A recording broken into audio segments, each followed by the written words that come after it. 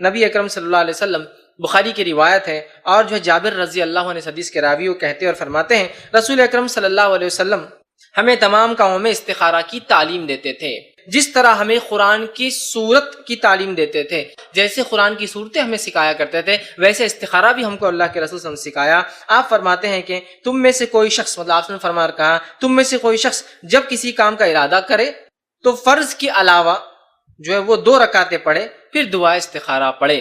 قرآن کو جیسا آپ سکھاتے تھے ویسے ہی صحابہ کو بٹھا کر آپ نے استخارہ بھی سکھایا۔ حالانکہ استخارہ اتنا واضح ہے اور اتنا آسان ہے، آگئی بات حدیث میں واضح ہے، نماز 2 رکعت فرض کے علاوہ پڑھے اور دعا کرے، یہ ہے استخارہ کا طریقہ، بس اتنا ہی۔ 2 رکعت فرض کے علاوہ مطلب نفل نماز ہے، یہ صلاۃ الاستخارہ جس کو عام زبان میں کہیں گے، استخارہ کی نماز، اور اس کے بعد دعائے استخارہ کرے، بس یہی ہے استخارہ کا طریقہ۔ اتنا ہی آسان ہے استخارہ، بس اتنا آسان۔ لیکن آج اتنا پیچیدہ بنا کر پیش کیا جا رہا ہے اور ایسے عجیب و غریب ڈھنگ سے امت مسلمہ کا مال اور ان کے عقیدے کو لوٹا جا رہا ہے جیسی کوئی انتہا نہیں۔ 2 رکعت فرض کے علاوہ پڑھے اور دعائے استخارہ کرے۔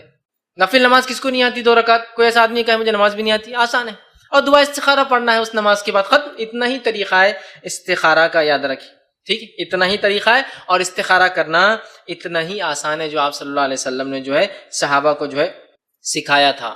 دعا استخارہ صرف ایک دعا ہے، اس سے ہٹ کر وہ دعا نہیں ہے۔ کیوں نہیں ہے؟ اس لیے کہ صلاۃ الاستخارہ کے بعد جو دعا ہے اس کے الفاظ نبی اکرم صلی اللہ علیہ وسلم صحابہ کو سکھائے ہیں، اس سے ہٹ کے ہمیں نہیں پڑھنا ہے۔ کیوں نہیں پڑھنا ہے؟ اس لیے کہ آپ صلی اللہ علیہ وسلم دعا استخارہ ایسے سکھاتے تھے جیسے صورتیں سکھاتے تھے۔ اب کوئی منمانا ایجاد کر لے استخارہ کی، یہ دعا پڑھ لو تو فلاں ہوگا، وہ دعا بالکل نہیں چلیں گا۔ دعا استخارہ ایک مخصوص دعا ہے، لہٰذا آپ وہی دعا کیجئے دعا استخارہ کی۔